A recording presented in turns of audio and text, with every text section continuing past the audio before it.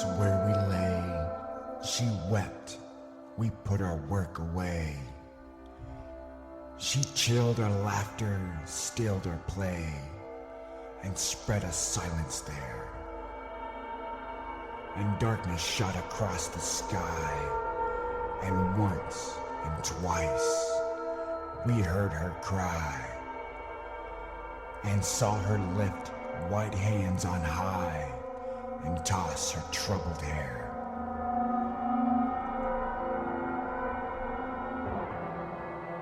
What shape was this who come to us with basilisk eyes so ominous, with mouth so sweet, so poisonous, and tortured hands so pale? We saw her wavering to and fro, through dark and wind we saw her go. Yet what her name was did not know, and felt our spirits fail.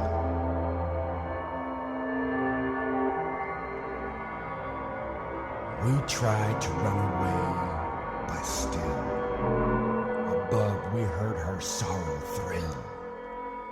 And those that slept, they dreamed of ill and dreadful things, of skies grown red with rending flames, and shuddering hills that cracked their frames, of twilights foul with wings.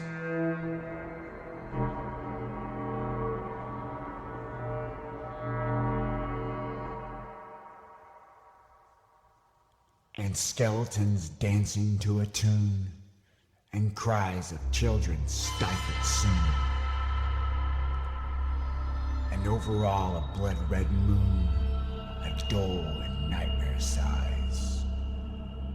They woke and sought to go their ways, yet everywhere they met her gaze, her fixed and burning eyes.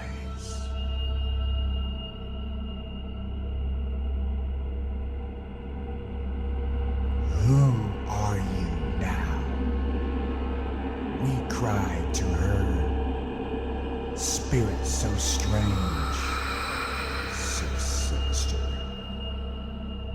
We felt dead winds above us stir, and in the darkness heard a voice fall, singing, cloying sweet, heavily dropping through that heat, heavy as honeyed pulses beat, slow word by anguished word.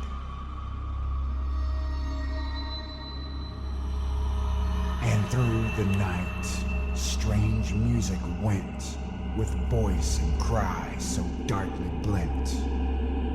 We could not fathom what they meant, save only that they seemed to thin the blood along our veins, foretelling vile, delirious pains, and clouds diverging blood that rains upon undreamed.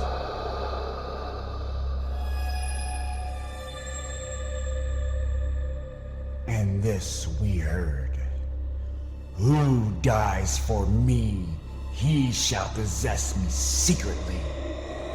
My terrible beauty he shall see, and slake my body's flame. But who denies me, cursed shall be, and slain, and buried loathsomely, and slimed upon its shame. And darkness fell, and like a sea of stumbling deaths we followed.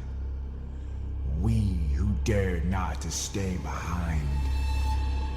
There, all night long beneath a cloud, we rose and fell. We struck and bowed. We were the plowman and the plowed. Our eyes were red and blind. And some they said, had touched her side before she fled us there, and some had taken her to bride, and some lain down for her and died. Who had not touched her hair, ran to and fro, cursed and cried, and sought her everywhere.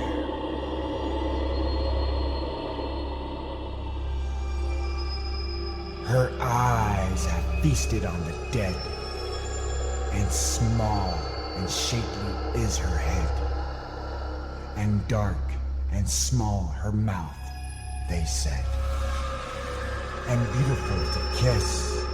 Her mouth is sinister and red, as blood in the moonlight is.